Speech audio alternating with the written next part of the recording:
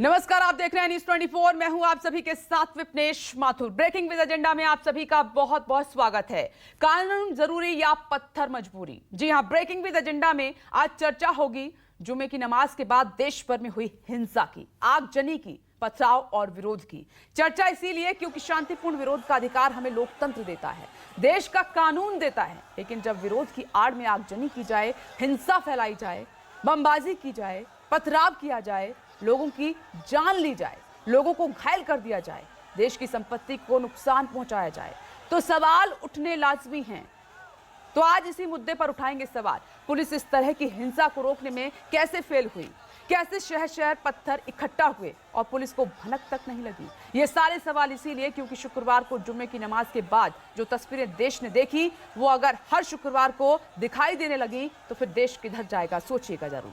अगर अपनी बात रखने के अधिकार के नाम पर उपद्रव किया जाएगा तो लोकतंत्र कैसे बचेगा? इन्हीं सब बातों पर करेंगे बड़े पैनल के साथ बड़ी चर्चा और जानेंगे कि आज उन शहरों के क्या हालात हैं जहां कल हिंसा हुई थी। राजीव रंजन से जानेंगे देश का माहौल कितना बिगड़ा और सबसे पहले जमीनी हालात का हम रुख करेंगे। तो ये तस्वीरें आपके सामने 8, ध्यान से देखिएगा, कल की तस्वीरें हैं और इन तस्वीरों ने माहौल को और ज्यादा गंभीर कर दिया कई सवालों के साथ। शहर शहर हिंसा हुई, आगजनी हुई, पथराव हुआ, पुलिस को लाठीचार्ज करना पड़ा। जुम्मे की नमाज के बाद यह विरोध प्रदर्शन हुआ, नारेबाजी हुई। मेहमानों का हम रुख करेंगे, लेकिन ग्राउंड जीरो पर जिन जिन शहरों में हिंसा हुई वहां पर न्यूज 24 की टीम मौजूद है। कल हिंसा की तस्वीरें आपने देखी, आज भी हम दिखा रहे हैं, लेकिन अब हिंसा के बाद जब आज सुबह हुई तो वहां पर हालात क्या हैं वो हम जानेंगे उनसे। ये देखिए, आपको टीवी स्क्रीन पर नजर आ रहे हैं मेरे सहयोगी विमल कौशिक सहारनपुर से, मानस श्रीवास्तव कानपुर से और मनोज पांडे प्रयागराज से मेरे साथ मौजूद हैं और विनोद जगदाले मुंबई से। राजीव रंजन का भी हम थोड़ी देर में रुख करेंगे, लेकिन सबसे पहले प्रयागराज आपको लिए चलते हैं क्योंकि सबसे ज्यादा हिंसक तस्वीरें वहीं से निकल कर आई। तो मनोज, दिखाइए मुझे जरा आज जमीनी हालात क्या हैं, क्योंकि कल की तस्वीरें तो दर्शक लगातार देख ही रहे हैं, आज सुबह की तस्वीर भी देखना उतना ही महत्वपूर्ण हो जाता है। प्रयागराज का अकाला ये वही जगह है, यहाँ पे अभी आपको दिखाएगा कि चारों तरफ से दुकानें बंद है, दुकानों को बंद कर दिया गया है। दुकानें जिस तरह से कल जुम्मे की नमाज के बाद हिंसा की गतिविधियां बढ़ी थी, उसके बाद पथराव हुए, कई गाड़ियों को तोड़ा फोड़ा गया और आज पूरी तरह से पुलिस प्रशासन मुस्तैद है। देखिए, आपको दिखाएंगे चारों तरफ जहां बैरिकेड है पुलिस के, यहाँ पे उत्तर प्रदेश पुलिस के जवान, पीएससी के जवान, पीएससी की देखिए सामने दिखाएंगे कि गाड़ियां लगी हुई हैं और किस तरह से हिंसा को काबू किया गया। और उसके बाद आज की जो तस्वीर है वाकई कह सकते हैं कि जो पुलिस जवान है हर गली पे बैठे, हर नुक्कड़ पे बैठे।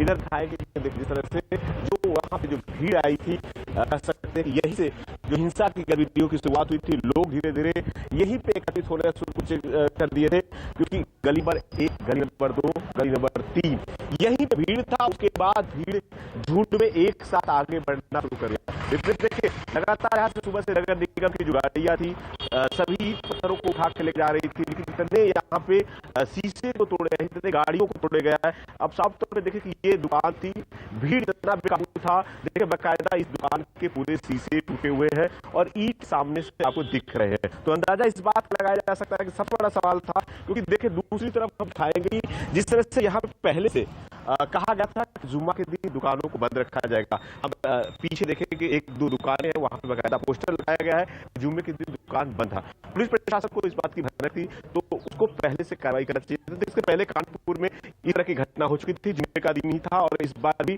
प्रयागराज में जुम्मे के दिन को चुना गया, क्योंकि जुम्मे के दिन जब नमाज पढ़ते हैं लोग एकत्रित होते हैं, उसके बाद गलियों से भीड़ होती है। और इधर दिखाएंगे जिस तरह से देखें कि साफ तौर पे सामने देखें, अब पूरी तरह से पुलिस के जवान आज, क्योंकि ऐसी हिंसा की गतिविधियां और दोबारा से न हो, वहीं उत्तर प्रदेश के मुख्यमंत्री योगी आदित्यनाथ ने साफ तौर पे निर्देश रखा है कि जिस तरह से जो भी दोषी है उन्हें बख्शा नहीं जाएगा, उन्हें पकड़ा जाएगा। आपको बता दें देर रात से पुलिस सभी के घरों में छापेमारी कर रही है। पूरा इलाका देखिए इस समय सन्नाटा पच रहा है, लोग अपने घरों में ही बंद है। चारों तरफ देखेंगे दिखाएंगे कि जो लोग घरों में है भी अभी खिड़की दरवाजे सारे बंद है, सड़कों पे कोई भी नहीं दिखाई दे रहा है। चारों सिर्फ पुलिस के जवान ही दिखाई दे रहे हैं। देखिए आपको दिखाएं कि देखिए पुलिस के जो जवान हैं लगातार हर जगह पे बैठे हुए हैं। सारे गलियों चप्पे चप्पे पे पुलिस के लोग नजर है। दूसरी तरफ देखिए पुलिस जो पेश की लगातार यहाँ पे गाड़ियों पे बढ़ रही है, पुलिस जवानों की तादाद बढ़ रही है और हिंसा की गतिविधियां देखिए बता ये पूरा का पूरा जो अटाला इलाका है इस समय छावनी में, पुलिस के छावनी में तब्दील हो चुका है। इस तरह का देखिए अभी भी जो यहाँ पे लोग जो जा रहे हैं, लोगों के कहीं ना कहीं हम लोगों ने एक दो लोगों से पूछा, मन में खौफ है कि आखिर इस तरह की जो हिंसा हुआ था कहीं ना कहीं। देखिए यहाँ पे जो पंकज थे हमारे साथ में सहयोगी प्रयागराज में, एक बार उन्हीं से भी वापस बात करते हैं। देखिए किस तरह से लोग हैं, आज लोग दहशत में है, लोगों के मन में डर लग रहा है कि नहीं कुछ न कुछ आज भी ऐसी घटनाएं हो सकती है, ऐसा हुआ है। बिल्कुल दहशत में है, उसी को मद्देनजर देखते हुए पूरा मार्केट पूरा एरिया का आप बताएं कि ये जो नरुल्ला रोड है,